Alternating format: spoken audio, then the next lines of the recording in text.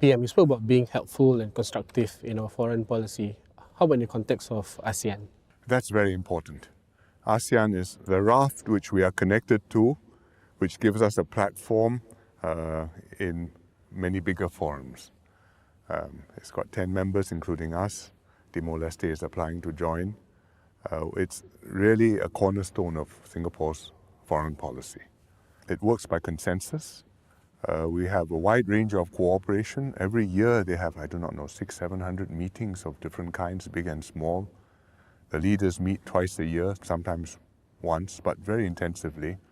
And the habit of working together, I think, has been very valuable in getting us to understand what is possible for each other and where we can make common cause.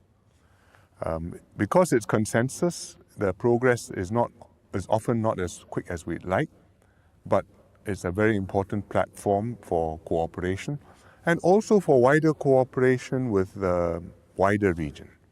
Because there are ASEAN forums with our partner countries, America, China, Japan, Russia, India, Australia, so many of them. And in different forums, you have the East Asia Summit, you have the ASEAN +3, you have the ASEAN +1s. Every time we have a ASEAN summit is in plural because there are so many of them. And it takes a lot of energy and time, but it's necessary diplomacy, and it's what we call in the jargon ASEAN centrality. Meaning not really that ASEAN is the center controlling everything, but ASEAN is a center which provides a platform where many regional discussions can take place on economy, on security, on the climate even, international cooperation.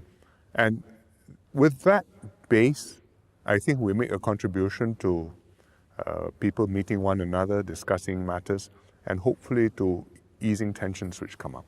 ASEAN benefits from a stable, secure region, and ASEAN, I think, helps contribute to a stable and secure region. And that's very important because it's key to Singapore, especially as a small country.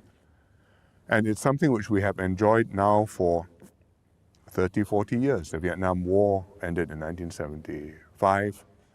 The Cambodian War ended, was about 1990, is 30 years ago. And since then, and even during a lot of that period, for most people in the region, life could carry on and you have peace and trade and investments and prosperity. And you can plan your life and move forward. Now, if you go forward 20 years or 30 years and ask yourself, can we be sure that for the next 20, 30 years, we will have as stable a region, as secure a region, as conflict-free a region?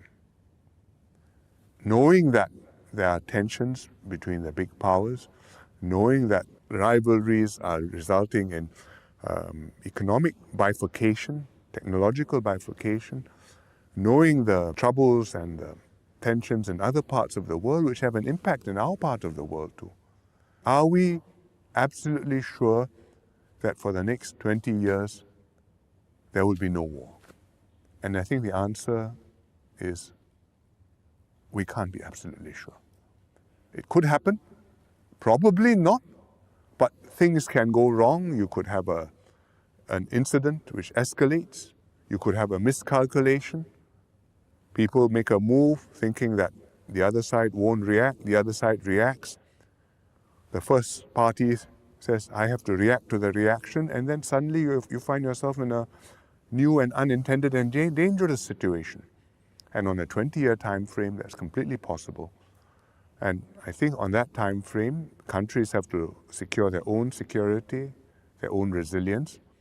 But as the old President Suharto of Indonesia used to say, regional resilience is as important as national resilience. And regional resilience for Southeast Asia means ASEAN.